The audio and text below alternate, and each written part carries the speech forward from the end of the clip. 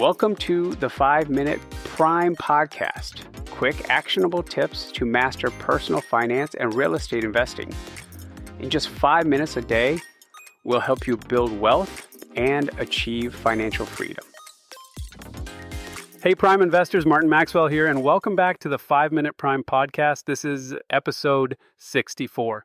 Last week, we started this journey of looking at property overseas, and we asked the big question, is it even worth the headache? Today, we're taking that next logical step. We're moving from the why to the where, and we're starting with the country that's on almost every American investor's radar, Portugal.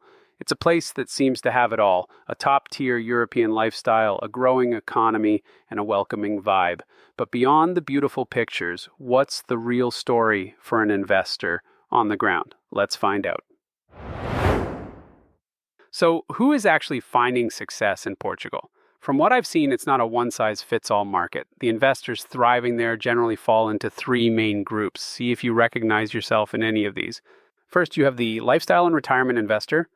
This is probably the largest group of Americans. They're drawn to the Algarve region on the southern coast, not just for the financial return, but for the quality of life. They're buying a villa or a condo to live out their retirement dreams in one of the safest, sunniest, and most affordable countries in Western Europe. Next is the growth and yield investor. These are the folks focused on the bustling cities of Lisbon and Porto. They're tapping into a legitimate tech boom that's attracting a steady stream of young, well-paid professionals who all need a place to live. They're buying apartments to generate both strong monthly cash flow and long-term appreciation. Finally, there's the hybrid investor. This is someone who wants the best of both worlds. They might buy a townhouse on the Silver Coast, use it for their own family vacations for a month or two, and then rent it out on platforms like Airbnb for the rest of the year. The goal is to have an asset that pays for itself while also providing personal enjoyment.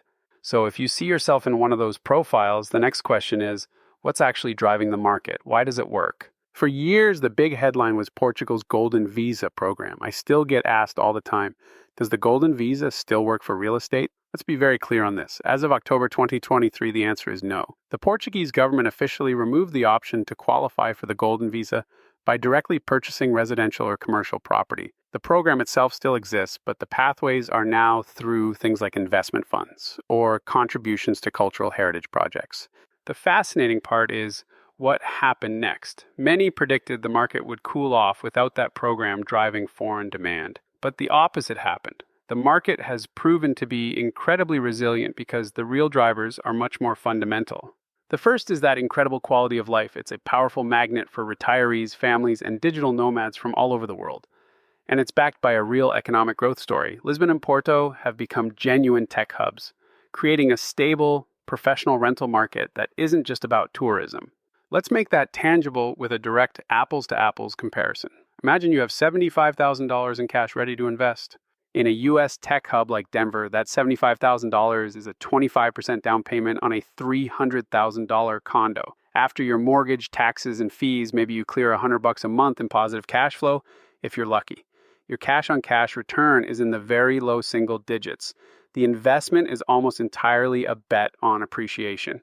Now let's take that same $75,000 cash to the outskirts of Lisbon. Because financing is tough for foreigners, you're likely a cash buyer. That $75,000 could buy you a modest studio apartment outright. With no mortgage payment, that same property could generate over $600 a month in positive cash flow. That's a cash-on-cash return pushing double digits. But, and here's the crucial trade-off, to get that Lisbon deal, you have to navigate the NIAF process, hire a Portuguese lawyer, and understand a foreign contract system.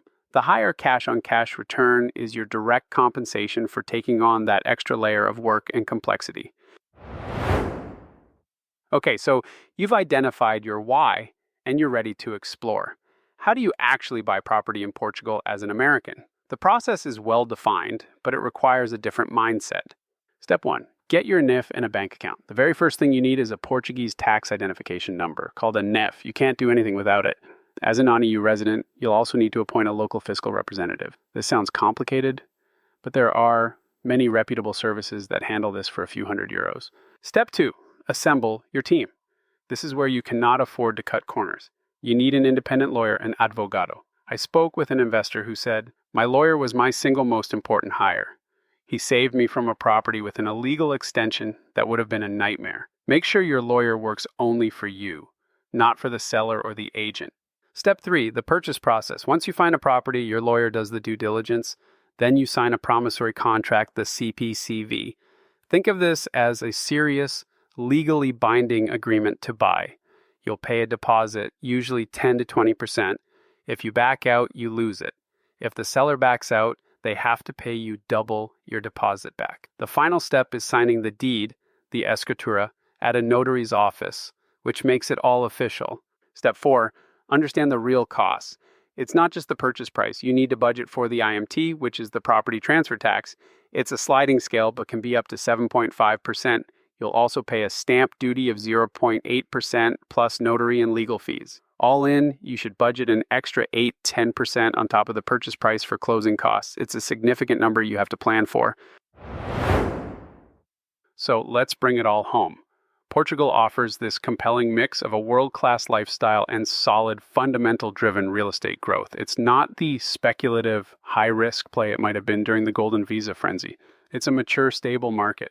It's a different game than what we might be used to. It's less about finding a deeply undervalued asset to flip, like we might with a lean lord note strategy here, and more about buying a quality asset in a great location and letting the powerful combination of rental demand and economic growth work for you over the long term. It requires patience and a willingness to navigate a bit of bureaucracy, but for the right investor, the payoff, both financially and in terms of lifestyle, can be immense. Now, your challenge today, go to a major international real estate portal like idealista.pt. I want you to find one listing for a 2-bedroom apartment in Lisbon, then find a listing for a T2 apartment, which is the Portuguese equivalent. Pay attention to the photos, the descriptions, and the price per square meter.